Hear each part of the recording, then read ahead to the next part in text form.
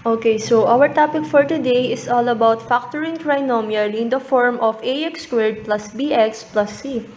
So basically, itong form na to is different from x² plus bx plus c kasi there is a numerical coefficient in the first term x². Kaya the solution is more difficult than our previous example about trinomial. So, solve na natin. First is, kailangan natin kunin yung factors ng 2. So, what are the factors of 2? That is 2 times 1. And wala na. Next is, get the factors of 6. List down all the factors of 6, which is 6 times 1, 3 times 2, and that's it. So now let's factor. So parang gagamit tayo dito ng trial and error to find the factors of this form ax² plus bx plus c. So ang gagawin ko lang, itong 2 ilalagay ko dito, and then this 1 ilalagay ko dito. Okay, so automatically write 2 and 1 here. Since we are dealing with x variable, we will write x here in the first term and the same thing here.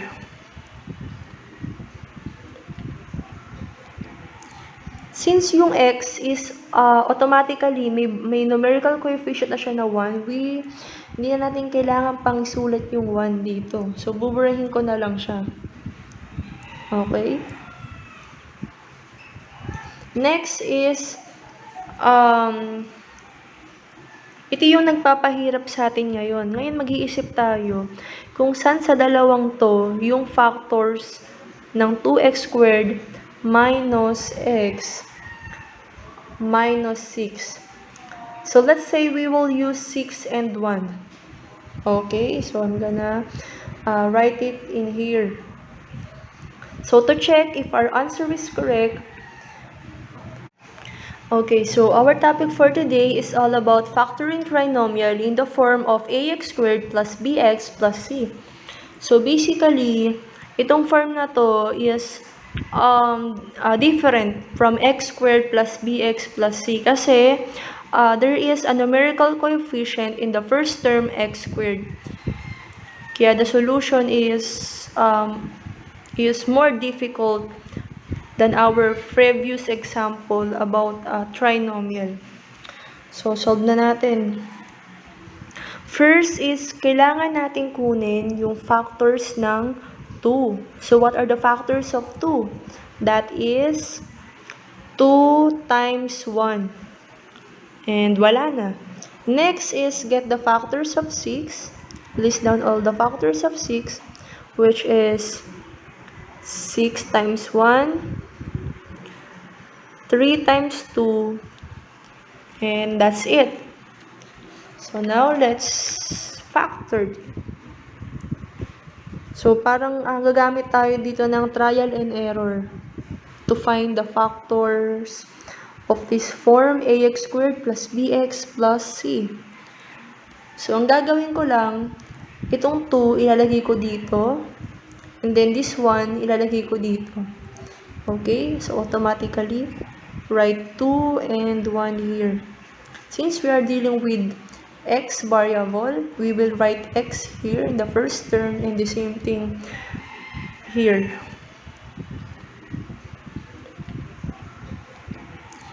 Since yung x is automatically may numerical coefficient na siya na 1, hindi na natin kailangan pang isulat yung 1 dito. So, buburahin ko na lang siya. Okay? Next is, ito yung nagpapahirap sa atin ngayon. Ngayon, mag-iisip tayo kung saan sa dalawang to yung factors ng 2x² minus x minus 6. So, let's say we will use 6 and 1. Okay, so I'm gonna write it in here. So to check if our answer is correct, we will multiply our first term to our last term sa kabila. So 2x times 1, the answer is 2. So to check if yung pinili nating factor is correct, we will just multiply the numerical coefficient 2 tsaka dito sa pinaka-last number here. So let's multiply the numerical coefficient. 2 times 1, the answer is 2. While 6 times 1, the answer is 6. So the question is it possible for us to get negative 1 here if we add or minus 2 and 6? No, it's not. It's not possible. So, ibig sabihin, our factors are wrong. Okay, so let's change it. How about if we change 3 and 2? If we use 3 and 2. So, 3 and 2. Okay? So, dito ko yung kinopya here. So, let's check. 2 times 2, the answer is 4. 3 times 1, the answer is 3. So, possible ba siya na ang magiging sagot dito is negative 1, the middle term? Yes, it is possible. Para maging negative 1 siya, sino dapat ang magiging negative and ano dapat ang magiging sign ni 4 at saka ni 3? Yes, dapat si 4 ay positive. So, ayun. Para makuha natin ng negative 1, ano dapat ang magiging sign ni 4 and 3? So, dapat ang sign ni 4 ay negative and then the sign ng 3 is positive. Different sign meaning subtract. Then, copy the sign of the biggest number when we absolute that number. So, negative 1. Okay, so therefore, 2 times 2 must be negative 4. So, dapat dito ko ilalagay yung negative.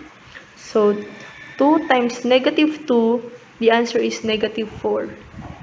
Next is 3 times 1 must be positive. So, therefore, ito ay positive. So, to check if our answer is correct, just multiply the last term. Okay, so 3, positive 3 times negative 2, the answer is negative 6. So, therefore, our answer is correct. So, next question is, we have 2x squared plus 9x minus 5. So, we need to factor 2. So, the factors of 2 are 2 times 1 or 1 times 2. While the factors of 5 are 1 times 5. So, close parenthesis. Ilalagay natin dito sa first part yung first factor which is 2 and 1. So, 2, 1 also. So, hindi natin kailangang isulat yung 1. Then, write the variable x. Hindi ko nasulat yung 1 kasi automatically x has the numerical coefficient of 1. Then, the question is, saan ko ilalagay si 1 at saka si 5? Dito ko ba ilalagay si 5 o dito? So, let's check. Let's say, ilalagay ko si 5 dito.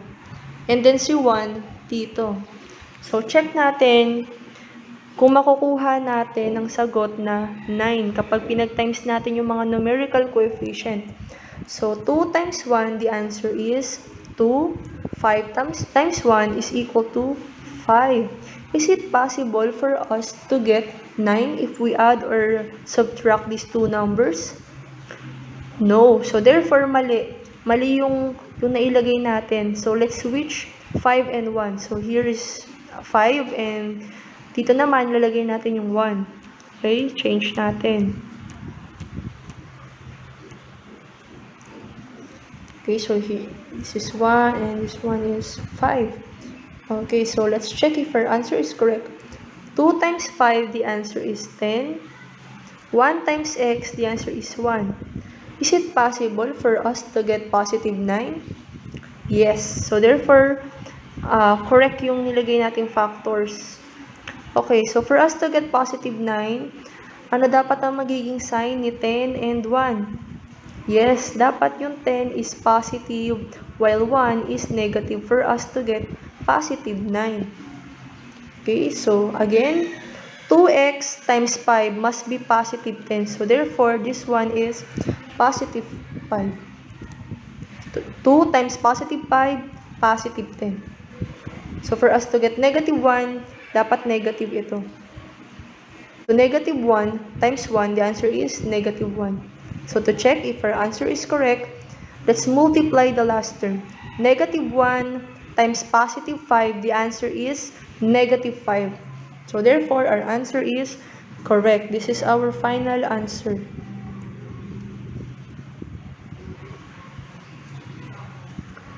Okay, next example. We have 10x squared plus 13x plus 4. So let's list all the factors of 10. So the factors of 10 are 10 times 1, 5 times 2. While here, the factors of 4 are 4 times 1, 2 times 2. So dito, it is more complicated kasi there are a lot of factors na choices. So, ayun. Mag-factor na tayo. Sa tingin ninyo, nasaan sa factors na to ang may possible na magiging sagot ay 13? So, what do you think? Yes, it is 5 and 2. Kasi if we choose 10 and 1, parang masyado siyang malaki for us to get 13. So, let's try 5 and 2. So, 5 here. This one is 2. Okay, so how about, since we are dealing with the variable x, we will write x. So, the question is, what is our last term? Is it 4, 1 or 2, 2? Okay, let's try 2, 2. So, 5 times 2 is 10. 2 times 2 is 4. So, it is not possible for us to get 13 if we use 2, 2. So, let's change our last term. 2, we will change our last term to 4 at saka sa 1. This one is 4 and this one is 1. Okay, let's check. 5 times 1 is equals to 5. 4 times 2 is equals to 8. Okay, is it possible for us to get 13, positive 13? Yes. So, for us to get positive 13, both numbers must be positive. So, positive, positive. To check if our answer is correct, just multiply the last term. Positive 4 times positive 1, the answer is positive 4. Okay, so for our last example, we have 6d squared minus 13d plus 5. So first, get the factors of 6. So ano ba yung mga factors ng 6? We have 6 times 1, 3 times 2. So, how about 5? We have 5 times 1. Okay, so the problem is, ano ang gagamitin natin? Is 6, 1 or 3, 2? So, let's try 6, 1. For example, tingnan natin kung makakakuha tayo ng negative 13 for the middle term. So, 6 and 1. So, no need to write 1. Since we are dealing with the variable d, we will write d. So, let's try putting 5 here. And then, dito naman yung 1.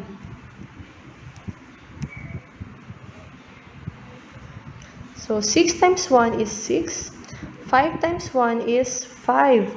So, hindi siya possible na makakuha tayo ng negative 13 even if we switch 5 and 1. Let's say, for example, dito yung 5, dito yung 1. 6 times 5 is 30, which is sobrang laki na siya. para makuha si negative 13. So therefore, we will not use 6,1 kasi hindi natin makukuha yung factored form if we use 6,1. Instead, we will use 3,2. Okay? Pinakita ko lang kung paano.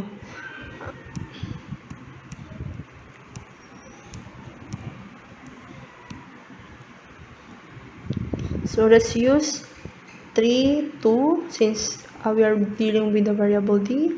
So the question is, saan natin ilalagay si 5? Is it dito o dito? Let's try na ilagay natin dito. And this one is 1. So 3 times 1, the answer is 3.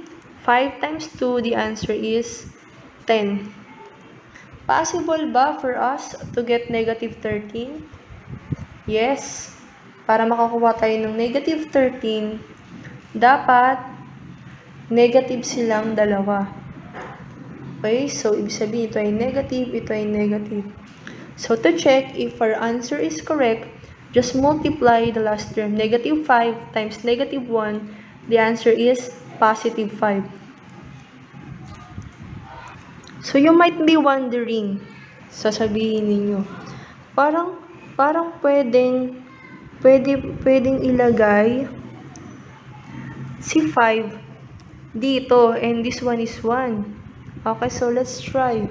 This one is 5, this one is 1. So if we check 3 times 5, the answer is 15. 1 times 2, the answer is 2. Is it possible for us to get 13 if we use, kapag binaliktad natin yung 5 at saka 1? Yes, possible siya. Para maging negative 13. Sino dapat ang negative? Tama, dapat ito ay negative and this one is positive. Okay, so let's try. So, ibig sabi dito, 3 times 5 must be negative. Therefore, negative yung ilalagay natin dito. Next is 1 times 2 must be positive. So, positive dapat. Okay, let's check if we get the same. Let's check kung makakakuha tayo ng positive 5 using this equation. Positive 1 times negative 5. The answer is negative 5. And it's not positive 5.